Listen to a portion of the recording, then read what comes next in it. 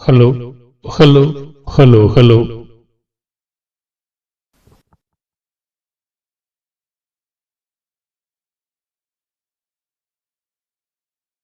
நாம் ஜெபிப்போம். பரலோகத்தில் வாசமாயிருக்கிறதான இரக்கம் நிறைந்த நல்ல பிதாவே, இந்த மாலை நேரத்திற்காக நன்றி.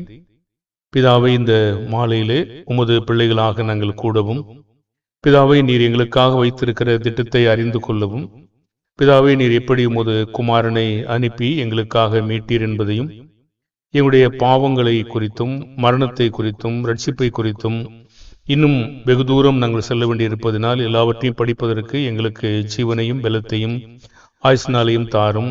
நாங்கள் படிக்கிற வார்த்தைகளை உமது பிள்ளைகள் புரிந்து கொள்ளும்படியான இருதயத்தை திறந்திரலும். நீர் எங்களுக்கு உணர்ந்து விடுதலை தாரும். உடைய வார்த்தையின் வல்லமைகளையும் ரகசியங்களையும் அறிந்து கொள்ள எங்களை உணர்வுள்ளவனாக்கும்.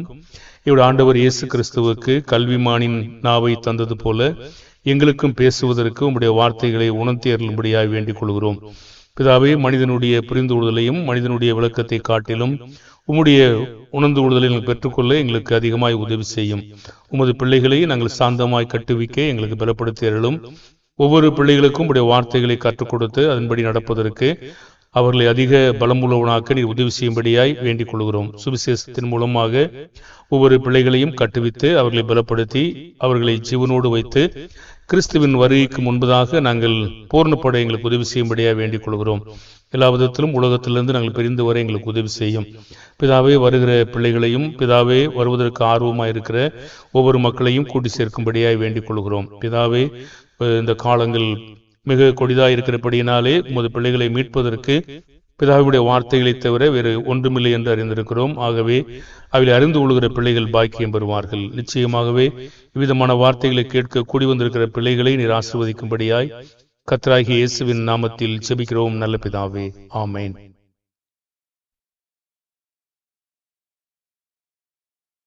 உங்கள் அனைவருக்கும் இயேசுவின் நாமத்திலே முதலாவது வாழ்த்துக்கள். நம்ம பிதாவினுடைய திட்டத்துல பாவம் செய்வதிலிருந்து ஆரம்பித்து இயேசுவானவர் பிதாவின் சித்தத்தை செய்து தம்முடையவர்களை மீட்பதற்காக அவர் குற்றமற்றவராக பிதாவின் சித்தம் செய்தார். சுயமாய் ஒன்றும் செய்யாதிருந்தார். இதை மட்டும்தான் படிச்சிருக்கோம். நம்ம படிக்கிற பாடம் வெகு அதிகமாக இருக்கிறது. மனிதன் எப்படி பிறகு நம்முடைய ரட்சிப்பை குறித்து படிக்கணும். இப்ப இயேசுவானவர் நம்முடைய ரட்சிப்புக்காக எப்படி ரத்தம் சிந்திருக்காரு, எப்படி பிதாவை பிரியப்படுத்தியிருக்கார், எப்படி அவருடைய சித்தத்தை செய்தார், எவ்வாறு ஒப்பு கொடுத்தார் என்பதை மட்டும்தான் நம்ம பார்த்திருக்கிறோம். இப்போ எப்படி நாம ரட்சிக்கப்படுறது, அதை இழக்காம எப்படி பாதுகாக்கிறது, ரட்சிப்பு என்பது நமக்கு இலவசமா கிடைக்குதா, இல்ல ரட்சிப்பு என்பது இலவசமா நமக்கு கொடுக்கப்பட்டதா, இதெல்லாம் கூட நம்ம படிக்கணும். பிறகு படிக்கும் பொழுது பாவம், மரணம், நீதி, இதுல சாத்தானுடைய பணி, மீட்கிறது, நம்முடைய போராட்டம், இதெல்லாம் கூட சேர்ந்துதான் ரட்சிப்புக்குள்ள உள்ள இருக்கு. சில மக்களுக்கு இப்படிப்பட்ட பழக்கம் இருக்கு, நம்பிக்கை இருக்கு. நமக்கு விசுவாசத்தை மட்டும் போதும், நமக்கு ரட்சிப்பு இலவசமா இயேசு கொடுத்திருக்காரு, அதனால நம்ம எல்லாருமே ஒன்று செய்ய வேண்டாம், நம்ம சும்மா இருந்தா போதும், நம்ம எல்லாத்தையும் பெற்றுக்கொள்வோம் சொல்லி சில மக்கள் நினைக்கிறாங்க. அதெல்லாம் எப்படி நம்ம இருக்கும். இன்னும் சில மக்கள் இப்படி நினைக்கிறாங்க, நம்ம எல்லா ஒரு முறை ரட்சிக்கப்பட்டா எல்லா காலத்திலையும் ரட்சிக்கப்பட்டு இருப்போம், நம்ம ரட்சிப்பு இழந்து போக மாட்டோம் அப்படிங்கிறதையும் சில மக்கள் புரிஞ்சுக்கிறாங்க. அப்ப சில மக்கள் சாத்தான இயேசு கிறிஸ்து ஏற்கனவே முறியடிச்சிட்டாரு, மறிச்சு போயிட்டாருன்னு சாத்தானுடைய செயல் இல்லை. நம்ம எந்த ஒரு காரியத்தை செய்தாலும் இயேசுடைய ரத்தம் நம்மளை பாவங்கள் அப்படியே கழுவிட்டு இருக்கு, நம்ம எந்த கவலையும் பட வேண்டியதில்லை, நம்ம என்ன பாவம் செஞ்சாலும் அது ஆட்டோமேட்டிக் மூடிடும் அப்படிங்கிற நம்பிக்கையும் இருக்கிறாங்க. இதெல்லாம் ரட்சிப்பின் திட்டத்துல இருக்கிறது. நம்ம நிறைய பாடங்களை படிக்கணும். அப்ப சாத்தான், சில மக்கள் சாத்தான் நம்ம கிரியை செய்யல, அவனுக்கு வேலை செய்யல, நமக்கு எந்த தேவையுமே இல்லை நமக்கு அப்படின்னு சில மக்கள் நினைக்கிறாங்க. ஏன்னா சாத்தான் ஏற்கனவே தள்ளப்பட்டுட்டான் பூமியில, அவன் தேவனுக்கு எதிராக இருந்து அவன் வானத்திலிருந்து தள்ளப்பட்டு அவனை மடிஞ்சு போயாச்சு, இனிமே நமக்கு அந்த வேலையெல்லாம் கிடையாது, போராட்டம்லாம் ஒண்ணும் கிடையாது அப்படிங்கிற ஒரு கும்பலும் இருக்கிறாங்க. எல்லாத்துக்கும் மக்கள் இருக்காங்க, நிறைய கும்பல் இருக்காங்க. பாருங்க, இந்த மாதிரி மக்கள்லாம் இருக்கிறாங்க. இந்த பாடம் எல்லாமே தொடர்ந்து உங்களுடைய காரியத்துல எல்லாமே வந்துட்டே இருக்கும். இதெல்லாம் வந்து நம்ம ஒன்று ஒன்றா படிப்போம். சில பாடம் வந்து ரொம்ப ஸ்ட்ராங்கான பாடமா இருக்கும். நீங்க எப்படி புரிஞ்சு கொள்றீங்கன்னு பார்ப்போம். அப்போ இந்த மாதிரி சில காரியங்கள்ல வந்து இன்னைக்கு இந்த தீர்வின் அதிபதி, பாபிலோன், இது மாதிரி பட்டணங்களை ராஜாவை பேசினதை போய் இன்னைக்கு சாத்தான் வானத்திலிருந்து அங்கிருந்து தேவனுக்கு எதிராக அவன் சண்டை பண்ணதுனால அவனை தேவன் மொத்தமா தள்ளி அழிச்சு போட்டாரு அப்படின்னு சொல்லி அவங்க நினைக்கிறாங்க. இதெல்லாம் சரியா என்பதை பார்க்க போறோம். ஆனா இது உங்களுக்கு கேட்கறதுக்கு உங்களுக்கு நேரம் வேணும். அதுக்கெல்லாம் வந்து நீங்க அருமையான நோட்ஸ் எடுத்து கவனமா கேளுங்க. அது உங்களுக்கு ரொம்ப பிரயோஜனமா இருக்கும். இப்போ நம்ம வந்து இந்த பிதாவின் திட்டத்துல இன்னும் கொஞ்சம் பாடத்தை நம்ம கொஞ்சம் கேள்வியா கேட்டுட்டு பதில் சொல்லுவோம். அதை இன்னைக்கு பார்க்கலாம். அதை பத்தி இன்னைக்கு வேற பாடம் தான் போதிக்கன்னு இருந்தேன், ஆனாலும் அதையும் பார்ப்போம். சிருஷ்டிப்பு, கட்டளை, சாத்தான், பழைய பாம்பு, பலுசற்பம், மீறுதல், பாவம், தேவனிடத்திலிருந்து பிரிகிறது. இப்போ பிதாவானவர் தமது திட்டத்தை குறித்து நமக்கு சொல்லியிருக்கிறாரா? சொல்லியிருக்காரு. ஆனா நாமும் அந்த திட்டங்கள்லாம் செய்யறது இல்லை பெரும்பாலும். அப்போ உண்டாக்கின எல்லாவற்றையும் பார்க்கிற பொழுது தேவன் எப்படி பார்த்தாருங்க? ஆதியாகமம் 1:33. பிதாவுடைய திட்டம் என்னன்னு உங்க கேள்வியில தலைப்புல வச்சுக்கோங்க. ஓரலா தான் படிக்கிறோம். இது ஒரு ஸ்ட்ராங்கான ஒரு பாடம் இருக்கு, அதையும் நம்ம படிக்கணும். கர்த்தர் நமக்கு உணர்ந்து உள்ள தரும்படி நம்ம ஜெபிக்கணும். இப்போ ஆதியாகமம் 1:31 படிங்க. தேவன் உண்டாக்கின எல்லாவற்றையும் பார்த்தாரு, அது நல்லா இருக்குதா இல்லையா என்று பாருங்க. அப்பொழுது தேவன் தாம் உண்டாக்கின எல்லாவற்றையும் பார்த்தார், அது மிகவும் நன்றாயிருந்தது. சாயங்காலமும் விடியற்காலமும் ஆகி 6ஆம் நாள் ஆயிற்று. இது மனிதன் இந்த நன்றாயிருக்கிறது என்ற கருத்து குறித்து அவன் நன்றா உணர்ந்து கொள்ளல. ஏன் உணர்ந்து கொள்ளலைன்னா, தேவன் நமக்கு பேசுகிற வார்த்தைகளை தேவன் நமக்கு என்ன சொல்லுகிறாரோ அதே போல நம்ம உணர்ந்து கொள்ளணும். இல்லைன்னா நமக்கு அதை புரிந்து கொள்ள முடியாது. அப்ப தேவன் உண்டாக்கின எல்லாவற்றையும் பார்த்தாரு, அது எப்படி இருந்துச்சாமா? நன்றாய் இருந்தது. நல்ல பாம்புங்க, விரியன் பாம்பு, கொடிய விஷம் மறிந்த பாம்புகள், தேளு, பூரான், விஜயசந்துக்கள். கேள்வி கேட்ட என்ன சொல்லுவாங்க? அரளிக்காய், விஷம் இருந்த அரளிக்காய் கரைச்சு குடிச்சா செத்து போயிடும் இல்லையா? அது 31ஆம் வசனத்துல என்ன சொல்றாரு?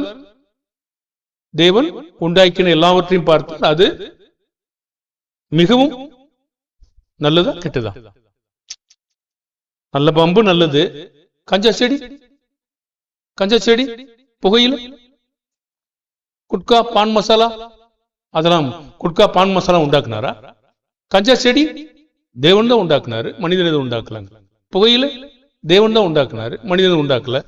எல்லாம் நல்லதா? நல்லது இல்லையா? நல்லதுன்னு சாதாரண இல்லைங்க, மிகவும் நல்லது. ஆமாவா இல்லையா? ஆமா.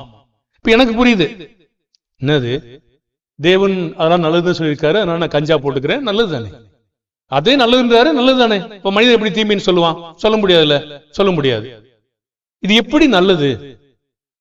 இதுதான் நம்ம மனிதன் உணர்ந்து கொள்றான், எப்படி நல்லதா இருக்க முடியும்? அதனால வேதவசனம் உண்மையானது கிடையாது, அது வந்து பொய். தேவன் பொய் சொல்லிட்டாரு, நல்லதா எப்படி இருக்க முடியும் அப்படின்னு மனிதன் நினைக்கிறான். சரி, எப்படி நல்லதா இருக்கும்? தேவன் இன்னைக்கு பாருங்க, இன்னைக்கு உங்களுடைய செல்போன்ல பார்க்க முடியும், இங்கிலீஷ் மருத்துவர் எல்லாம் சேர்ந்து நாட்டு மருத்துவத்தை தான் பேசிட்டு இருக்காங்க. ஆமாவா இல்லையா? எனக்கு தெரிஞ்ச வரைக்கும் இங்கிலீஷ் மருத்துவத்தை எல்லாம் அவங்க வச்சுக்கிட்டு மொத்த நாட்டு மருத்துவங்களை தான் பேசுறாங்க, ஆர்கானிக் தான் பேசிட்டு இருக்காங்க. செடி கொடிகள், கீரை வகைகள், இதை பத்தி தான் நிறைய அவங்க பேசிட்டு இருக்காங்க. நான் யூரின் பிரச்சனையை சம்பந்தமா ஒரு சிறந்த மருத்துவ வல்லுநர்கிட்ட போயிருந்தேன். உங்களுக்கு 10 வருஷமா நீங்க இந்த பிரச்சனை இருக்குன்னு சொல்றீங்களே, ஆனா எந்த ரியாக்ஷன் அது இல்லவே இல்லையே, எந்த டேமேஜ் இல்லையே, எப்படி அது அப்படின்னு கேட்டாரு. எந்த மாத்திரையா சாப்பிடுறீங்களா? ஒன்னும் சாப்பிடல. அப்ப என்ன சாப்பிடுறீங்க அப்படின்னு கேட்டாரு. நான் இங்க கொடுத்த மாத்திரையெல்லாம் எனக்கு ரொம்ப டேமேஜ் ஆச்சு, நான் தூக்கி போட்டு வெறும் மூக்கரட்டை இலை சாறு தான் குடிச்சேன் அப்படின்னு சொன்ன. அதுவா? இங்க காட்டுங்க, அதை என்னன்னு பாருங்க, காட்டுங்க அப்படின்னாரு. சரி, செல்போன் எடுத்து உடனே அது அந்த இலையை நான் காட்டினேன். எதுக்கு? நீங்க தான் ஆங்கில மருத்துவராச்சே, நம்புவீங்களா? நம்புவோமா? உண்மையா? நீங்களே முன்னாடி நிக்கிறீங்களா? எந்த பிரச்சனை இல்லைன்னு உங்க நோட்டு காட்டுறீங்க, ரிப்போர்ட் காட்டுறீங்க, ஒண்ணுமே பிரச்சனை உங்களுக்கு வரல அப்படின்னா அந்த இலை வேலை செஞ்சிருக்கா இல்லையா? ஆமா தானே, செஞ்சிருக்கல. நான் பார்த்து என் செல்லுல சேவ் பண்ணி வச்சுக்கிறேன், அதை பார்த்துக்கிறேன்னு சொல்லிட்டாரு அவர் வந்து. அப்ப இது எப்படி வேலை செய்யறது? எப்படி வேலை செய்யுது? அப்ப செய்தா தேவன் பாருங்க, ஒரு நச்சு பொருளா சாவதற்கு தெரிந்தது நல்லதாகவும் நமக்கு இருக்கு. பயன்படுத்துகிற முறைதான் தவறே தவிர தேவன் உண்டாக்கின பொருள் எங்கேயுமே தப்பு கிடையாது.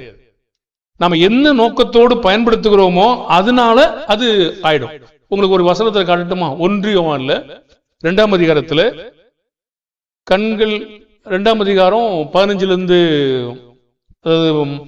மாம்சத்தின் இச்சை, கண்களின் இச்சை, ஜீவனத்தின் பெருமை, அதை படிங்க. அந்த வசனம் சொல்லிட்டு படிங்க. 2:16. ஏனெனில் மாம்சத்தின் இச்சையும் கண்களின் இச்சையும் ஜீவனத்தின் பெருமையுமாகிய உலகத்தில் உள்ளவைகள் எல்லாம் பிதாவினால் உண்டானவைகள் அல்ல, அவைகள் உலகத்தினால் உண்டானவைகள். மாம்சத்தின் இச்சை, கண்களின் இச்சை, ஜீவனத்தின் பெருமை. அப்ப என் மாம்சத்திற்காக ஒன்றை நான் பயன்படுத்தும் போது அது நல்லது கிடையாது. அது பிதாவினால் உண்டானது அல்ல. சரியா சரி இல்லையா? பனானா நல்லதா? நல்லது.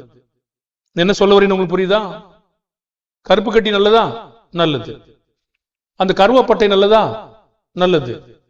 அப்புறம் கடுக்காய் நல்லதா? மருந்து பொருளா? சரியான அவங்களுக்கு அந்த காலை காரியங்கள் சரியா போல என்ன பவுடர் கொடுக்குறாங்க? கடுக்காய் பவுடர். அவங்களுக்கு ஃப்ரீயா போறதுக்காக கொடுக்குறாங்க. நல்லதா? நல்லது. சர்க்கரை நல்லதா? டீ போடுறதுக்கு பாருங்க, சர்க்கரை டீ போடுறதுக்கு நல்லது, பனானாவும் நல்லது, வெல்லமும் நமக்கு நல்லது. ஆனா 3ஐயும் சேர்த்து எல்லாத்தையும் சேர்த்து மிக்ஸ் பண்ணி ஊற வச்சு 10 நாள் ஊரல்ல போட்டு காய்ச்சி நீராவி எடுத்து குடிச்சா துன்மார்க்கத்திற்கு ஏதுவான மதுபான வரி கொள்ளாமல். இப்ப இது எங்கே நல்லது இல்ல? மாம்சத்தின் இச்சை. பாருங்க, ஒரு பொருளை நான் கூட்டு சேர்த்து என்னுடைய விருப்பத்திற்காக செய்கிற பொழுது அது நல்லதா இருக்காது, தேவனால் உண்டானது கிடையாது. ஆனா தேவன் உண்டாக்கின வகையில் அது நல்லது, ஒரு நோக்கத்துக்காக வச்சிருக்காரு. பாம்பும் நல்லது. அந்த விஷம் வந்து நிறைய புற்றுநோயில் மற்ற மருந்துகளுக்கு பயன்படுது, உயிர்காக்கும் மருந்தாக பயன்படுகிறது.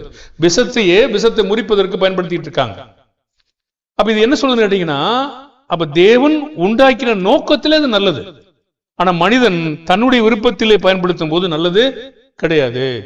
இப்ப புகையிலே மருந்து பொருளுங்க, கஞ்சா செடி ஒரு மருந்து பொருள். ஆனா மனிதன் அதை வேற நோக்கங்களுக்காக பயன்படுத்தி கண்களின் இச்சை, மாம்சத்தின் இச்சை, ஜீவனத்தின் இந்த காரியங்கள் பயன்படுத்தும் போது அது நல்லதாக இல்லை. இப்ப மனிதனுக்கு புரிஞ்சிருக்கா?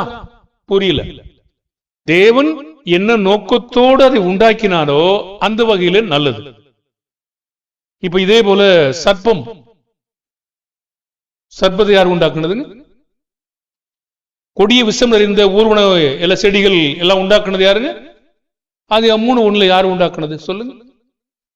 அது 3:1 யாரு உண்டாக்குனது? தேவனாகிய கர்த்தர் உண்டாக்கின சகல காட்டு ஜீவன்களை பார்க்கிலும் சர்ப்பமானது தந்திரமுள்ளதா இருந்தது.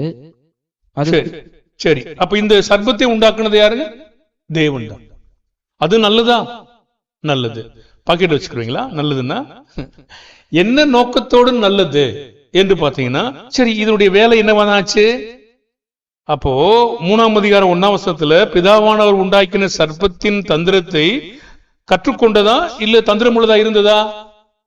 தந்திரமுள்ளதா இருந்தது. அப்படிதான் ஒரு வார்த்தையை நீங்க படிக்கிறீங்க. அப்போ தேவநாயகத்தை உண்டாக்கின சகல காட்டு ஜீவன்களிலும் சர்ப்பமானது தந்திரமுள்ளதா இருந்ததனுடைய அந்த என்பதனுடைய கருத்து என்ன? ஏதோ தன் பக்கமா சில மனுஷங்களை இழுக்கிறதுக்கு, அது வேலை செய்யறதுக்கு ஒரு வேலையை அது இருக்குது. அந்த காரியத்தோட தேவன் அதை வச்சிருக்காரு. அதுல என்ன நல்லது இருக்கும்?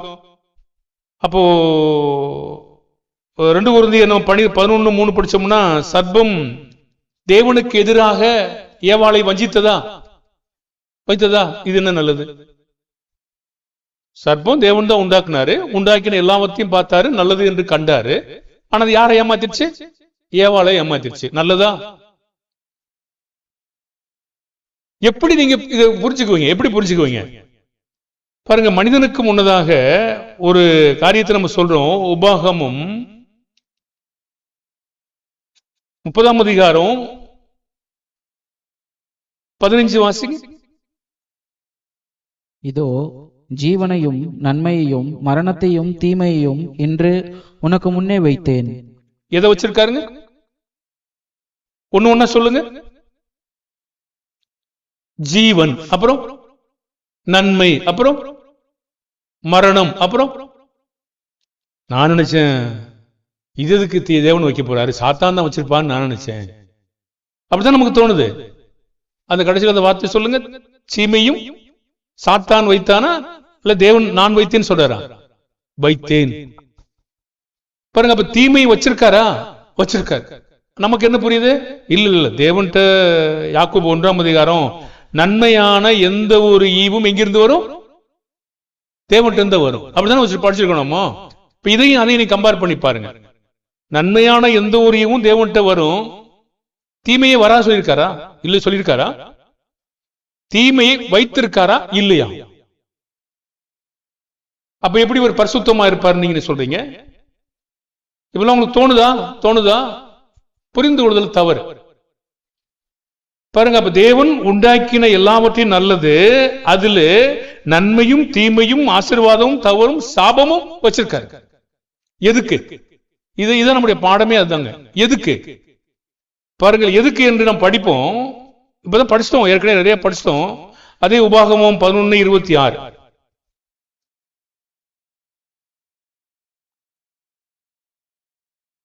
இதோ இன்று நான் உங்களுக்கு முன்பாக ஆசீர்வாதத்தையும் சாபத்தையும் வைத்திருக்கிறேன். சாபமா அவர் இருக்காரா? தீமையா இருக்காரா? இல்ல தீமையை வச்சிருக்காரா? அந்த வசனம் என்ன சொல்லுங்க? தேவன் தீமையாவே இருக்காரா இல்ல தீமையை நமக்கு முன்னாடி வச்சிருக்காரா? தேவன் தாம் உண்டாக்கின எல்லாவற்றையும் பார்த்தா நல்லதா இருந்துச்சு. நமக்கு முன்னாடி என்ன வச்சிருக்கேன்னு சொல்றாருங்க? தீமையை வைத்தேன். எதற்கு? இதுதான் நம்முடைய பாடமே. எதற்கு? இங்குதான் புரிந்து கொள்ளுதல் நமக்கு சரியா வரணும். அப்ப எதற்கு என்று சொல்லும் போது தேவன் பரிசுத்தர். அப்ப தேவன் இது எதுக்கு வச்சிருக்காரு அப்படிங்கிறத பார்க்க போறோம். அப்போ இந்த சர்ப்பம் காட்டு ஜீவன்களை தந்திரமா இருந்துச்சு. அப்ப ஏவாளையும் வஞ்சித்து, அப்போ 1 தீமோத்தேயு 2:16 நம்ம எல்லாம் படிச்சிருக்கோம். ஏவாள் தேவனுக்கு எதிராய் மீறுதலுக்கு உட்பட்டால், அப்ப ஆதாமும் ஏவாளும் தேவன் கொடுத்த கட்டளையை கை கொண்டாங்களா மீறினாங்களா?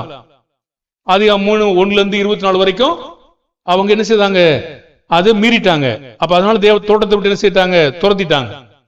உடனே இந்த ஆதாமும் ஏவாளும் பார்த்து, ஆண்டவரே, தேவனே அல்லது பிதாவே, நீர் அந்த கனியை நீ வைக்காம இருந்தா நாங்க செஞ்சிருக்க மாட்டோமே அப்படின்னு சொல்ல தோணுதா? இங்குதான் மனிதனுக்கு புரியல. மனிதன் தேவன் உண்டாக்கி எப்பொழுது இயேசு வச்சிருக்காருங்க? இல்ல நேத்துல இயேசுவை கொண்டு வந்தாரா இல்ல உலகம் தோன்றதுக்கு முன்னாடியா? அப்ப தேவனுடைய திட்டத்துல இந்த வரைகுறிப்பு இருக்கா இல்லையா? இதெல்லாம் இருக்கு. மனிதன் இப்படி போவான், இது இந்த காரியங்களை மீட்கிறதுக்கு ஒன்று வேணும், இதெல்லாம் இருக்கா இல்லையா? இல்லைன்னா எதுக்கு இயேசுவை உலக தோற்றத்துக்கு முன்னாடியே குறிக்கணும்? எது குறிக்கணும்? அப்ப மனிதன் தேவன் மனிதனை தூண்டி வைக்கிறாரா இல்ல மனிதன் பயப்படுறானா? தேவனை குறை சொல்ல முடியுமா இல்ல நம்ம கெட்டு போறோமா? இப்போ நீங்க பாத்தீங்கன்னா தேவனை குறை சொல்லுவீங்க. நீ உண்மையா இருக்கையா இல்லையா என்று பார்ப்பதற்கு தான் அங்க வச்சிருக்கேன். நீ உண்மையா இருக்கையா இல்லையா என்று பார்ப்பதற்கு தான் உங்களுக்கு இங்க இருந்து இந்த ஐபோன் கொடுத்துருக்கேன் கையில. நீ நல்லதுன்னா நல்லது வச்சுக்க. இப்ப கெட்டு போனதை பார்த்தா தேவனே நீ இதை கொடுத்ததுனால தான் கெட்டு போன நீங்க குற்றம் சாட்டுவீங்களா தேவனை போய்?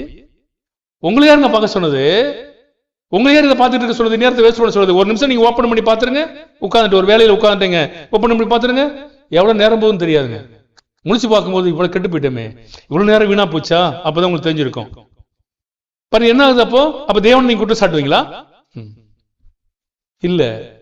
நமக்கு இருக்கிறது, முன்னாடி இருக்கிறது, நமக்கு தேவன் உண்டாக்கின எல்லாமே நல்ல நோக்கத்தோட நல்ல காரியங்களுக்காக தேவன் முன்னாடி வைத்திருக்கிறார்.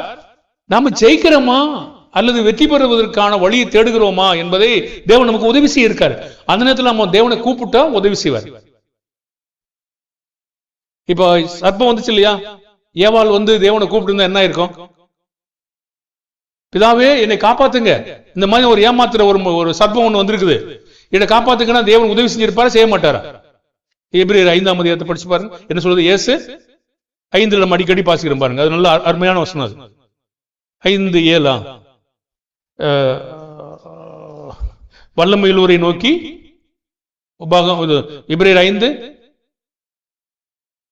பலத்த சத்தத்தோடும் கண்ணீரோடும் அவர் மாம்சத்தில் இருந்த நாட்களில், வசனம் சொல்லிருங்க, 5:7 அவர் மாம்சத்தில் இருந்த நாட்களில் தம்மை மரணத்தினின்று ரட்சிக்க வல்லமை உள்ளவரை நோக்கி பலத்த சத்தத்தோடும் கண்ணீரோடும் விண்ணப்பம் பண்ணி வேண்டுதல் செய்து தமக்கு உண்டான பயபக்தி நிமித்தம் கேட்கப்பட்டு. சரி, அப்ப இயேசுவானவர் தமக்கு உண்டான எல்லா நாட்களிலும் மாம்சத்தில் இருந்த நாளிலா நாட்களில்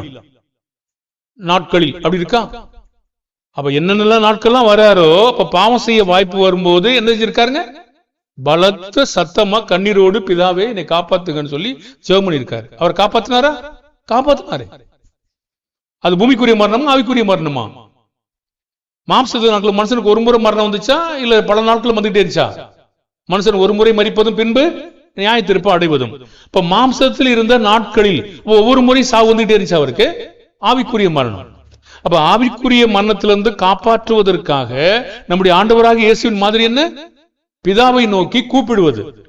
அப்ப ஒவ்வொரு முறையும் பாவம் செய்ய வாய்ப்பு வரும்போது நம்முடைய பிதாவை நோக்கி கூப்பிட்டு இருந்தால் ஏவாள் காப்பாற்றப்பட்டிருப்பாளா இல்லையா? நிச்சயமா. இயேசுவை காப்பாற்றினவர், எசேக்கியாவை காப்பாற்றினவர், தீர்க்கதரிசிகளை காப்பாற்றினவர் உங்களையும் என்னையும் காப்பாற்ற மாட்டாரா? நாம கூப்பிடுறது இல்ல. எனக்கு பாவம் செய்ய வாய்ப்பு வரும்போது நான் சத்தமா நோக்கி பிதாவை நோக்கி நான் கூப்பிட்டேன்னா என்னை காப்பாற்றுவதற்கு அவர் நமக்கு என்ன செய்வாருங்க? உதவி செய்ய வல்லவராய் இருக்கிறார். அப்ப இப்படி அவ கூப்பிட்டு இருக்கணும். அதுக்கு பதிலாக என்ன செஞ்சிட்டாங்க? ரைட்டு, அவளும் சாப்பிட்டு தன்னுடைய புருஷனுக்கும் கொடுத்தால் புருஷனும் என்னன்னு கேட்காம வாங்கி என்ன செய்தாங்க? சாப்பிட்டாங்க. நானும் நீங்களும் அன்னைக்கு இருந்தாலும் இப்படிதான் செஞ்சிருப்போம். அவ்வளவு பலம் நமக்கு என்ன வந்திருக்க போகுது? இவ்வளவு காலம் வாழ்ந்தே நமக்கு இவ்வளவு சத்தியம் தெரிஞ்சே இவ்வளவு உதாரணம் இருந்தே நம்ம ஏமாந்து போகாம இல்லையே. அவங்களுக்கு ஒரு உதாரணம் கூட எனக்கு இல்லை. அப்ப நம்ம இருந்தா அன்னைக்கு ஏமாந்து போயிருப்போம், வேகமா ஏமாந்து போயிருப்போம். அப்ப இத்தனை உதாரணங்கள் இருந்தே நம்ம என்ன செய்யறோம்? ஏமாந்து நம்ம போறோம். அப்படியானால் இந்த காரியங்கள் இருந்து நம்ம பார்க்கும்போது, அப்ப பிதாவை பார்த்து அவர் இவர் தான் சர்ப்பத்தை அனுப்புனாரு அப்படி சொல்ல முடியுமா? சொல்ல முடியுமா? அவர் உண்டாக்கி இருக்காரு, அது நல்லது. அப்ப நல்லது என்று அவர் பார்த்திருக்காரு. சர்ப்பமும் நல்லது, அது நம்ம முன்னாடியே பார்த்திருக்கோம். சர்ப்பத்துக்கு என்ன பேருங்க? பழைய பாம்பு, வலு சர்ப்பம். நல்லதா? நல்லது. உண்டாக்கின எல்லாவற்றையும் பார்த்தார், அது நல்லது என்று கண்டார். எல்லாம் நல்லதுன்னா நல்லது தானங்க. என்ன நோக்கத்து நல்லது? நான் என்னை சோதனையிலிருந்து நான் பிதாவை நோக்கி கூப்பிடத்தக்கதான செயல் நல்லது. அங்க இல்லைன்னா என்ன செய்ய மாட்டேன்? கூப்பிட மாட்டேன்ல. இயேசுக்கு ஒரு சோதனை வரலைன்னா எது கூப்பிட போறாரு? தேவையில்லையே. இப்ப கூப்பிடுவது என்பது நல்லது. பெற்றோரை பார்த்து பிள்ளைகள் கூப்பிடுவது நல்லதா? நல்லது இல்லையா? நல்லதுதானே. இல்ல நானே பார்த்துக்கிறோனா? பார்க்க முடியாதுல்ல. நல்லது. அப்போ நல்லது என்று பார்க்கிற பொழுது என்ன நோக்கத்தோட அவர் என்ன நோக்கத்தோடு பார்க்கிறாரோ, என்ன நோக்கத்தோடு அதை செய்திருக்காரோ அந்த நோக்கத்திலே அது நல்லதாக இருக்கிறது. அப்ப எல்லாவற்றையும் நல்லதாக பார்த்த தேவன், அப்ப தீமை எங்கிருந்து வந்துச்சு? தந்திரம் எங்கிருந்து வந்துச்சு? அப்ப தேவனுடைய பார்வையும் மனிதனுடைய பார்வையும் ஒன்றாங்க. நல்லதா பார்க்கும் பொழுது அந்த விஷம் எங்கிருந்து வந்துச்சு? அப்படியே தான் வச்சிருக்காரு பாருங்க. அது நல்லது, அது தேவன் உண்டாக்கின பார்வையில் நல்லது. ஏசாயா 55:8 பாரு. என்னுடைய நினைவும் தேவனுடைய நினைவும் ஒண்ணு கிடையாது. என் நினைவுகள் உங்கள் நினைவுகள் அல்ல, உங்கள் வழிகள் என் வழிகளும் அல்லவென்று கர்த்தர் சொல்கிறார். அப்போ நம்முடைய நினைவுகளும் நம்முடைய வழிகளும் தேவனுடைய நினைவுகளை போல இருக்கிறதாங்க? இல்ல. அப்படி நினைச்சா நல்லது. ஆனா அப்படி நினைக்காம ஐயோ தேவன் இதெல்லாம் தீமையும் வச்சுட்டாரு நல்லதையும் வச்சுட்டாரு, இது என்ன தேவனா அப்படின்னா நம்ம வீணா போயிருப்போம். நமக்கு அவ்வளவுதான் புரிஞ்சிருக்கு. நம்ம புரிந்து கொள்வது தேவனுடைய வழியோட இல்ல என்பதை பார்க்கணும். சர்ப்பமானது சபிக்கப்படுவதற்கு முன்னாடி இருந்தது போல பின்னாடி இருந்துச்சாங்க? சர்ப்பமானது சபிக்கப்படுவதற்கு முன்னாடி இருந்தது போல பின்னாடி இருந்துச்சா? சபிக்கப்படும் போது என்ன சொல்றாருங்க? நீ இனி 14 வசனத்தை படிங்க. 3:14 ஆதியாகமம். அப்பொழுது தேவனாகிய கர்த்தர் சர்ப்பத்தை பார்த்து, நீ இதை செய்தபடியால் சகல நாட்டு மிருகங்களிலும் சகல காட்டு மிருகங்களிலும் சபிக்கப்பட்டிருப்பாய். நீ உன் வயிற்றினால் நகர்ந்து உயிரோடு இருக்கும் நாளெல்லாம் மண்ணை தின்பாய். அதுக்கு முன்னாடி வயிற்றுல நடந்திருக்கு அப்படி இருந்த மாதிரி தெரியலையே. சபிக்கப்பட்ட பிற்பாடுதான் இப்படி இருந்திருக்கு. சபிக்கப்படுவதற்கு முன்னாடி இது வேற மாதிரி இருந்திருக்கு. அது என்ன மாதிரி இருந்தது நமக்கு தெரியாதுங்க. ஆனா ஏன் தெரியாது? அவர் சொன்னதானே தெரியும். சர்ப்பம் பேசினதா? பேசினது. இன்னைக்கு இருக்கு சர்ப்பம் மாதிரி பேசுதா? இல்லையே. பாருங்கள், அப்படியானால் இந்த சர்ப்பம் சபிக்கப்படுவதற்கு முன் ஏவாளுடன் பேசினது என்றால் ஆமாம், அது காட்டு ஜீவன்கள் ஒன்றான ஆமாம். அப்ப சர்ப்பத்தின் வித்துக்கும் ஸ்திரீயின் வித்துக்கும் பகையை உண்டாக்குனது யாரு? யாருங்க? சாத்தானா? ஆதியாகமம் 3:15. உனக்கும் ஸ்திரீக்கும் உன் வித்துக்கும் அவள் வித்துக்கும் பகை உண்டாக்குவேன், அவர் உன் தலையை நசுக்குவார், நீ அவர் குதிகாலை நசுக்குவாய் என்றார். பாருங்க, இப்படிலாமாங்க தேவன் செய்வாரு? நான் இப்படிலாம் ஒரு தேவனை பார்த்ததே இல்லையே. பகையை உண்டாக்குனது யாரு? சர்ப்பத்தின் வித்துக்கும் ஸ்திரீயின் வித்துக்கும் பகை ஏற்படுத்தினது யார்? என்ன பகை? எப்படி மீட்பு? பாருங்க, மீட்பு தான் நம்ம வர்றோம், பாத்துங்க. பாருங்க, அப்படியானால் இது என்ன ஆச்சுன்னா, அப்ப இந்த காரியத்துல இவரே தீமை செய்ய விருப்பம் இல்லாத ஒரு பாம்பை போய் ஏவாள்கிட்ட போ, அவளை போய் சீண்டு அப்படி சொல்லி விட்டாரா?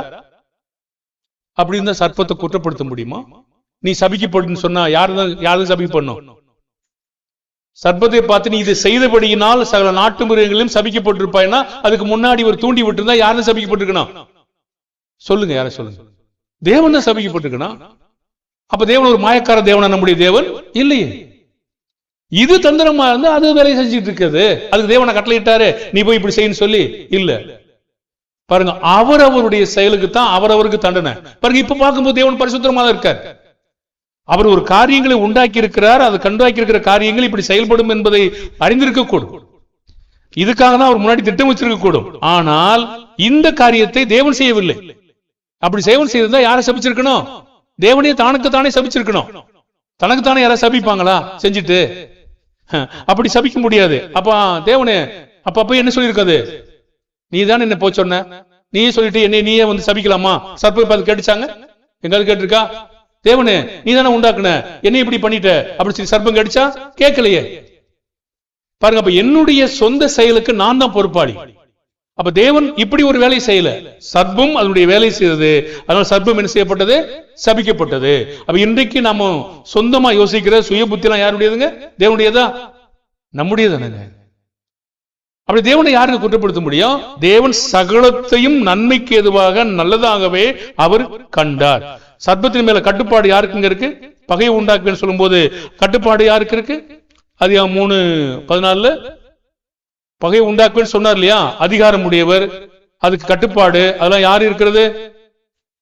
அப்போ தேவனுக்கு தான் இருக்கிறது. யோபு முன்னாடி இருந்துச்சா சாத்தான் இருந்தானா? அவனை பார்த்து என்ன சொன்ன?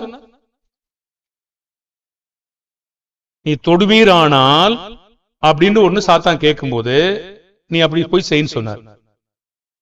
நீ போய் தொடு அப்படின்னு சாத்தானா பார்த்து தேவன் ஏவி விட்டாரா? சொல்லு. அப்படி இல்லை. அப்படிதான் எதுக்கு கட்டி வைக்கணும்? அவனை எதுக்கு சபிக்கணும்? எதுக்கு நரகத்துல தள்ளணும்? தேவையில்லையே. அப்படியானால் இந்த காரியத்தில் எல்லாம் தீமை, நன்மை, ஆசீர்வாதம் இதெல்லாம் இருக்கிறது. இப்ப இந்த பாடத்தை முடிக்கிற தருவாயில வந்திருக்கிறோம். இப்ப இந்த பாவம் எங்க இருந்துச்சு? பாவமும் மரணமும் படிக்கணும். இன்னும் சில மக்களுக்கு இப்படி ஒரு பாடத்தை கூட போதிக்கணும். பெற்றோருடைய பாவம் பிள்ளைகளுக்கு வருகிறது அப்படின்னு கூட சில மக்கள் நினைக்கிறாங்க. ஆதாமுடைய பாவம் அப்படியே தொண்டு தொட்டு வரமுறையில அப்படியே பிள்ளைகள் வரைக்கும் வந்துகிட்டே இருக்கு அப்படின்னு நினைக்கிறாங்க. சில மக்கள் நினைக்கிறாங்களா? ரோமன் கத்தோலிக்க மக்கள் பெரும்பாலும் அப்படி பாசிய வச்சிருக்கிறாங்க. ஆதாமுடைய பாவம் பிள்ளைகளுக்கு வரைக்கும் வருது. அப்போ அந்த பாடத்தையும் நம்ம படிப்போம். ரோமர் 5ஆம் அதிகாரத்துல படிக்கும் போது நம்ம படிப்போம். இப்ப பாவம் இங்க இருந்தது. பாவத்திற்கு உயிர் எப்படி வந்துச்சு? பிரமாணம் கொடுக்கப்படுவதற்கு முன்னாடி பாவம் இருந்துச்சா? இப்ப பாவம் என்றால் என்ன அப்படின்னு எப்படி சொல்ல முடியும்? ரோமர் 5:13 படிங்க. ரோமர் 5:13. நியாயப்பிரமாணம் கொடுக்கப்படுவதற்கு முன்னும் பாவம் உலகத்தில் இருந்தது. நியாயப்பிரமாணம் இல்லாதிருந்தால் பாவம் எண்ணப்பட மாட்டாது. பிரமாணம் கொடுக்கப்படுவதற்கு முன்னாடி பாவம் இருந்துச்சா? பிரமாணம் இல்லைன்னா எது எண்ணப்படாதுங்க? பாவம் எண்ணப்படாது. பாருங்க, இந்த பாவத்திலிருந்து தான் விடுதலை. அப்ப இந்த பாவம் எப்படி வந்துச்சு? பிரமாணம் கொடுக்கப்படுவதற்கு முன்னாடியும் பாவம் இருந்தது. உலகத்தில் இருந்தது. அப்படி பார்த்திருக்கா? பாவம் கொடுக்கப்படுவதற்கு முன்னும் பாவம். அந்த வசனத்தை மீண்டும் படிங்க. நியாயப்பிரமாணம் கொடுக்கப்படுவதற்கு முன்னும் பாவம் உலகத்தில் இருந்தது. நியாயப்பிரமாணம் இல்லாதிருந்தால் பாவம் எண்ணப்பட மாட்டாது. பிரமாணம் கொடுக்கப்படுவதற்கு முன்னாடி பாவம் எங்க இருந்ததுங்க? உலகத்தில் இருந்தது. எந்த இடத்துல இருந்துச்சு? எங்க ஒரு சேமிப்பு கிடங்கு ஏதாவது இருக்கா? எனக்கும் தெரியாது, உங்களுக்கும் தெரியாது, தேவனுக்கு தான் தெரியும். அப்ப பாவம் எங்கிருந்தது? அப்போ பிரமாணம், அதாவது கட்டளை கொடுக்கப்படுவதற்கு முன்னாடி பாவம் இருந்தது என்றால் அது இருந்தது. பிரமாணம் கொடுக்கப்படுவதற்கு முன்னாடி பாவம் இருந்தது என்றால் அதுக்கு என்ன பெயர் நம்ம சொல்லுவோம்? பிரமாணமே இல்ல. எப்படி பாவம் நமக்கு தெரியும்? பாவம்னா என்னன்னு நம்ம எப்படி சொல்லுவாங்க? ஒரு கேள்வி கேட்கிறேன். பாவம்னா என்னன்னு சொல்லுவோம்? பிரமாணத்தை மீறுவது பாவம். பாவம் என்றால் என்ன என்றால் பிரமாணத்தை மீறுவது பாவம். ஆனா பிரமாணம் கொடுக்க முடியாது, பாவம் இருக்கு. இருக்கா இருக்கா இருக்கா? அப்புறம் என்ன சொல்லுவோம்? தீய நோக்கம் பாவம். விசுவாசம் வராதையாவும் பாவம். நன்மை செய்ய அறிந்தவனாயிருந்தும் செய்யாமல் போனால் பாவம். இதெல்லாம் பாவம் தானே? அப்ப இதெல்லாம் கொடுக்கப்படுவதற்கு முன்னாடி என்ன இருக்கு? பாவம் இருக்கு. அப்ப எப்படி பேர் வச்சு அழைப்போம்? அதுக்கு தீய நோக்கம் அழைப்போமோ? அழைக்கலாம். பாருங்க, தீய நோக்கம் பாவம். அவ ஒரு கெட்ட ஒரு நோக்கமா இருந்தாலே நம்ம என்ன செய்வோம்? நம்ம பாவமாக அது இருக்கிறது. அப்ப இதெல்லாம் பாத்தீங்கன்னா இந்த பாவத்திலிருந்து மீட்கிறது பத்தி தான் பேச போறோம். பிரமாணம் இல்லாவிட்டால் பாவத்திற்கு உயிர் இருக்கிறதாங்க. ரோமர் 7:8 பாவம் 7:7, 8, 9 வரைக்கும் 10 வரைக்கும் படிங்க.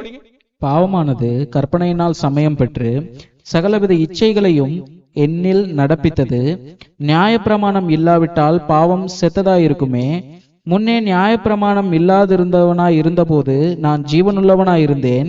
கற்பனை வந்தபோது பாவம் உயிர் கொண்டது, நான் மரித்தவனானேன். இப்படி இருக்க ஜீவனுக்கு ஏதுவான கற்பனையே எனக்கு மரணத்துக்கு ஏதுவா இருக்க கண்டேன். பாவம் என்னது என்று நமக்கு எப்படி தெரியுங்க? கற்பனை வந்தாதான். இச்சை பாவம் என்று சொல்லாவிட்டால் இச்சை பாவம் என்று எனக்கு எப்படி தெரியும்? பிரமாணம் சொல்லாட்டீங்கன்னா. பிரமாணம் இல்லாவிட்டால் பாவத்திற்கு உயிர் இருக்குதா? இல்ல, செத்து போச்சு. ஆதாம் ஏவாள் எவ்விதத்தில் ஆவிக்குரிய மரணம் அடைந்தாங்க? பாவம் செய்த போது.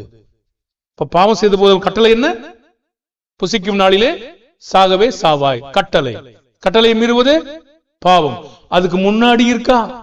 இருக்கு. பாவத்துக்கு என்ன பேர் வைப்போம்? அப்போ தீய நோக்கம் ஒருவேளை வச்சிருக்க முடியும். ஆனாலும் தீய நோக்கம் நமக்கு எப்படி தெரியும்? நம்முடைய மனசாட்சி தாங்க தெரியும். பாருங்க, மனசாட்சி. இப்போ இந்த பாவத்திலிருந்து பாவம், மரணம், கிருபையின் ஈவு, நீதியின் வரம் எல்லா மனுஷன் மேலும் எப்படி வந்துச்சு? இதுதான் நம்முடைய அடுத்த பாடம். பாவம், மரணம், கிருபையின் ஈவு, நீதியின் வரம், இது எல்லார் மேலையும் எப்படி தேவன் கொண்டு வந்தார்? நீங்க ரோமர் 5ஆம் அதிகாரம் படிச்சுட்டு வாங்க அடுத்த வாரம் வரும்போது. அது ஒரு ஸ்ட்ராங்கான பாடம், ரொம்ப ஸ்ட்ராங்கான பாடம். அது எளிமையாக புரிந்து கொள்ள முடியாதது. அது நீங்க படிச்சீங்கன்னா ஆச்சரியமா இருக்கும். ஆதாம் மூலம்தான் பாவம் வந்த மாதிரி தெரியும், இயேசு மூலமா மீட்பு வந்த மாதிரி தெரியும். அது எப்படி ரெண்டையும் சேர்த்து நம்ம பார்ப்போம். ஒருவேளை தேவைப்பட்டா போர்டு பயன்படுத்த வேண்டி இருக்கும். நம்ம அதை ஒரே நாள்ல முடிக்க முடியாது. இப்போ நம்ம அடுத்த நாட்கள் இதுதான் பார்க்கணும். பாவம், அப்புறம் மரணம், அப்புறம் நீதியின் ஈவு, அதுக்கான வரம் எல்லார் மனுஷன் மேலையும் எப்படி பெருகிச்சு. பாவம் எப்படி எல்லா மனுஷங்க மேல பெருகிச்சோ அதே மாதிரி இது பெருகிச்சுட்டார். அப்போ யார் மூலமா பாவம் வந்துச்சுங்க? ரோமர் 5 படிச்சீங்கன்னா ஆதாம் மூலமாக. அப்ப ஆதாம் பாவத்துக்கு காரணம். இப்ப இயேசுவின் மூலமா எல்லாருக்கும் கிடைச்சதாமா? கிருபை கிடைச்சதாமா?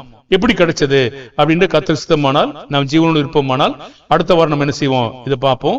கர்த்தருடைய இரக்கம் அதுவரை நம்மோடு கூட இருக்கட்டும். கர்த்தருடைய பந்தி யாராவது சாப்பிடாம இருக்கீங்களா? இல்ல. ஜெபித்து முடிச்சிருவோமா? நீதியும் அன்பும் நிறைந்த பரலோக பிதாவே, இந்த நேரத்திற்காக நன்றி செலுத்துகிறோம். இந்த நாளிலே நாங்கள் பிதாவினுடைய மிக நேர்மையான நீதியான திட்டத்தை குறித்து நாங்கள் அறிந்து கொள்கிறோம். பிதாவை மனிதன் பார்ப்பதும் தேவன் பார்ப்பதும் ஒன்றல்ல. மனிதனுடைய நினைவுகளும் தேவனுடைய நினைவுகளும் ஒன்றல்ல. மனிதனுடைய வழிகளும் தேவனுடைய வழிகளும் ஒன்றல்ல. தேவன் தாம் உண்டாக்கின எல்லாவற்றையும் பார்த்தார், அது நன்றாய் இருந்தது. ஆனால் மனிதனோ அதா தேவன் பார்க்கிற விதமாய், தேவன் என்ன நோக்கத்திற்காக அதை வைத்திருக்கிறாரோ நன்றாய் இருந்தது சொன்னாரோ அவன் அவிதமாய் பார்ப்பதில்லை. மனிதன் தன்னுடைய விருப்பத்தையும் இச்சையும் அதில் செலுத்தி அவன் தீமை என்று கண்டுகொண்டு அதை தீமையாக யோசிக்கிறான். பிதாவே, நாங்கள் உம்முடைய திட்டத்தை புரிந்து கொள்ள எங்களுக்கு உதவி செய்யும். பிதாவே, அது மிகுந்த ஆழமானது. பிதாவே, ஐஸ்வர்யம் அது எவ்வளவு ஆழம் என்று சொல்லியிருக்கிறீர். பிதாவை புரிந்து கொள்வதற்கு எங்களுக்கு ஞானத்தை தாரும். பிதாவுடைய திட்டங்களை அறிந்து கொண்டு எங்களை எப்படி மீட்டிருக்கிறீர், குமாரனை எப்படி அனுப்பியிருக்கிறீர், எப்படியெல்லாம் நீர் செய்திருக்கிறீர், எங்களுக்கு முன்னாக என்ன வைத்திருக்கிறீர். பிதாவே, நீதியும் பரிசுத்தமானவர். பிதாவை உணர்ந்து கொள்ளக்கூடிய இருதயத்தை எங்களுக்கு தந்து ஆசீர்வதிங்க. எங்களுடைய பாவத்திற்கு நாங்களே காரணம். பிதாவே, நாங்களே அதையெல்லாம் யோசிக்கிறோம், எங்களுடைய சொந்த சித்தத்தின்படி செய்கிறோம். பிதாவே, நீர் நீதியாயிருந்து எங்களை உம்முடைய ஒத்தாசை கேட்பதற்கு நீ தேடிக்கொண்டிருக்கிறீர். நாங்கள் இயேசுவை போல கதறி சத்தமிட்டு கூப்பிட எங்களுக்கு உதவி செய்யும். பாவத்தை மேற்கொள்ள எங்களுக்கு உதவி செய்யும். பிதாவே, உமக்கு சித்தமானால் ஒரு சிறந்த பாடங்களை வரும் வாரங்களில் படிக்க எங்களுக்கு ஜீவனையும் ஆயுசினாலையும் உமக்கு சித்தமானால் தரும்படியாய் வேண்டிக் கொள்கிறோம். பிதாவே, உம்முடைய அன்பும் இரக்கமும் உடைய பிள்ளைகளை காத்துக் கொள்வதாக இயேசுவின் நாமத்தில் செபிக்கிறோம் நல்ல பிதாவே, ஆமென். ஸ்தோத்திரம், ஸ்தோத்திரம், ஸ்தோத்திரம் சகோதரிகளே.